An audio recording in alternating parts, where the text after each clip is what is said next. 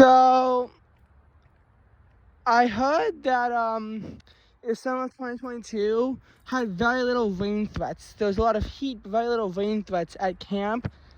So, I just wanted to tell you about how wildly different that was and how much flash flooding just really disrupted our day-to-day routines. First of all, June 27th, everyone was sent on the shelter for about an hour because it was raining. It was also not warm with temperatures around 70 degrees. And,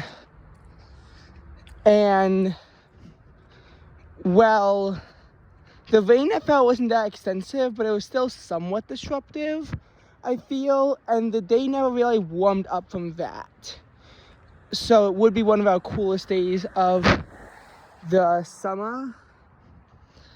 There was rain on June 26th and 28th, but the rain on the 28th at camp largely was a quick pop-up shower, and the real rain that came down at 5 p.m., which therefore didn't actually affect our day. June 26th rain was also largely concentrated in the 17-minute bubble in the morning, but before camp started, from 7:31 to 7:48 in the morning, and again at night, which actually fueled into the 27th. Then week 2, we had to deal with a little bit of heat, but no actual heat advisory, thank God. So it wasn't that bad yet. Week 3, we dodged the rain threat on July 10th, but we could not dodge the rain threat on July 14th, and that was actually realistically our most disruptive rain of the entire day because people actually had to go out of camp on field trips because it was just that bad. The official weather report was just 0.03 inches, but I struggle to see how it was really that low. When the rain just came down in heavy clips, you could see the flooding. I think that it was either this or August 7th, and those are really the 2 days. Actually, July 21st was another one, and maybe even August 16th. Those are like the days where you saw over half of the counselors wearing hoodies, which is usually not worn in summer because usually it's, well, hotter in the summer, but when it's raining, it can really change the tale. But I will say this is probably our most disruptive storm. Oh, also, there was rain on July 9th and 16th, but they were on Sunday, so they get excluded from this video. But while that was the most disruptive rain, at least it was planned. When it happened on July 18th, which, by the way, we picked up 0.72 inches of rain, so 18 times that amount, that struck with pretty much no warning. It was in thunderstorm variety, and everyone was kept on the shelters for the rest of the day, and dismissal had to be postponed by about 5 minutes as well. It caught almost everyone off guard, and it was also really hot when it happened.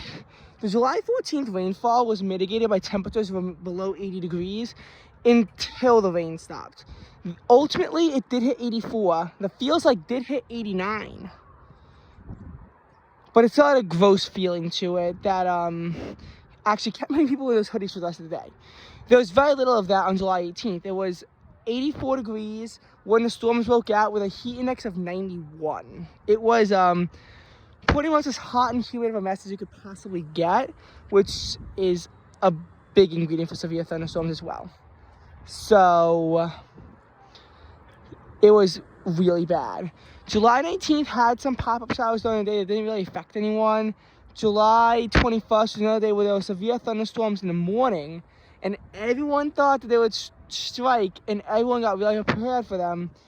But our camp happened to be saved from all of that, as no rain fell during the actual camp day, or very little rain fell. So there were a lot of preparations, but minimal impact. I can think of a lot of events that had a ton of preparation for them, and ultimately very little happened. July 25th was marked by a lot of rainfall, but again, it came during dismissal, so it wasn't really that disruptive to the day. July 27th had a severe thunderstorm, but at night. The 29th also, but that was at night and not on a camp day. And after that, there was no rain for a while, although August 4th was freezing, but there's nothing you can really do about that. but August 7th. So that was marked by severe thunderstorms both in the morning and in the evening. But the severe thunderstorms in the morning produced only rain, albeit heavy rain, 0.4 inches of rain. So they kept everyone in the shelters, then they released them, thinking the rain was going to stop. It didn't. It actually went uninterrupted for another hour after they thought it was going to stop. But it was also a lot less disruptive by that point. And the camp was doing a theme day. But everyone's rain jackets and hoodies and whatever really actually kind of ruined that theme day concept until the afternoon, because it was hard to really commit to it when with all that. But it really was some of the worst rain that we saw. Also, again, temperatures were kept low to about 70 degrees during all of that. Whereas on July 21st, when we thought there was going to be that severe weather, temperatures were at first in the mid-70s and peaked at 83. August 8th, there was a threat of rain, and ultimately just a few drops wound up falling. And August 10th, that actually was marked by a bad, severe thunderstorm. And yes, it was bad. But the thunderstorms came in after camp was over, but the initial rain fell at 2 p.m. It was sticky, and temperatures were around 79 degrees when the rain first fell. And again, there was little, and again, the rain forecast showed it wasn't going to start until 3 p.m. and it was going to be a drizzle, and it was worse than that. But not past the level of June 27th, where again, only about a third of the camp was wearing a hoodie, so it wasn't quite the same. And yep, a ton of it fell. Oh, and people having a sleepover, a sleep event to GCC too. And then more rain has to come in during Maccabia. But August 15th had a threat of rain that never actually materialized, but then it was cold. August 17th was also cold, just without that rain threat. As in, mid-afternoon temperatures were largely kept into the mid-70s. The official high was 81 degrees on August 15th, but that was actually at midnight. Nonetheless, the humidity was almost full throughout the day, which did make it eventually feel uncomfortable as that temperature began to rise. August 16th was different. That had rain, and even though it didn't really disrupt camp, it was still really heavy for a little bit, and temperatures were around 70 degrees. So that's why I told you that final big hoodie day. But the sun came out. Temperatures did rise to 81 degrees. The feels like rose to 85.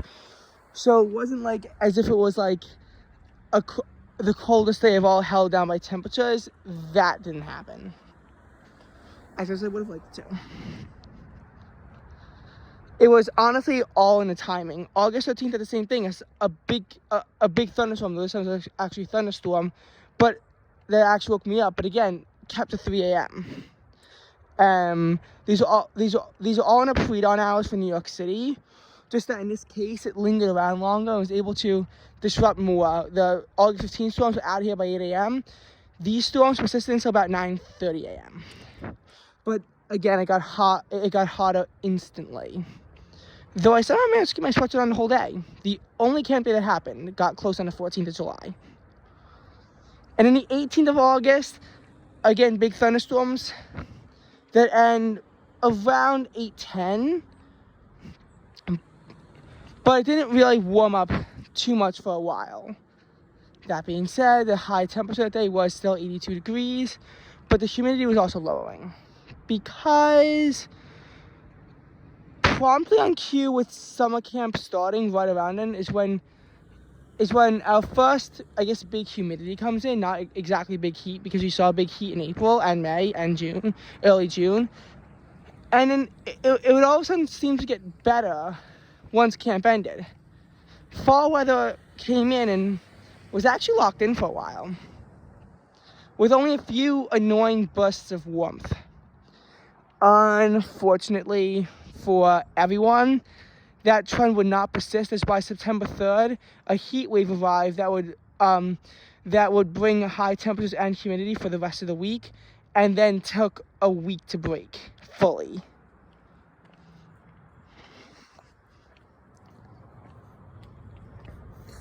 Oh, and yes, if I had to describe the summer, I would say it's a cruel summer.